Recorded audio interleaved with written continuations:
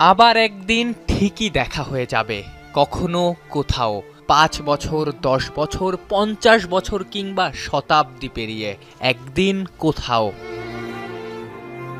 তামিম ইকবালের সাথে ভক্তদের আবারও দেখা হবে, মাঠে, ময়দানে, রাস্তায় কিংবা অন্য কোথাও। পরিচয় বদলে যাবে, ততদিনে তামিম সাবেক বাংলাদেশের সাবেক অধিনায়ক, সাবেক ওপেনার, সাবেক ক্রিকেটার।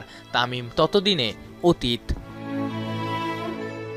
কিন্তু বললেই কি অতীত হয়ে যাবেন? ব্যাট হাতে কত কত অর্জন কি এক নিমিষে কর্পূরের মতো উবে যাবে?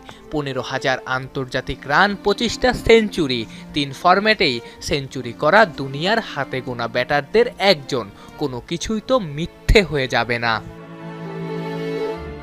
ভক্তরা তামিমকে আবারও জাতীয় দলে চেয়েছিলেন, বোর্ড চেয়েছিল, অধিনায়ক শান্তও চেয়েছিলেন ছেলে আরহাম ইকবালও। বাবাকে বলতে পারেনি, মাকেই জানিয়েছিল আবারও লাল সবুজ জার্সিতে বাবাকে দেখতে চাওয়ার বাসনা।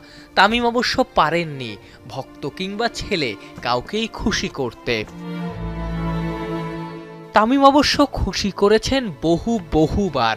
ডাউন দ্য উইকেটে এগিয়ে এসে মারা এক একটা ছক্কায় তামিম খুশি করেছেন প্রতিপক্ষের মুখ থেকে ছিনিয়ে আনা এক একটা জয়ে। তামিম খুশি করেছেন নানাভাবে, নানা সময়ে।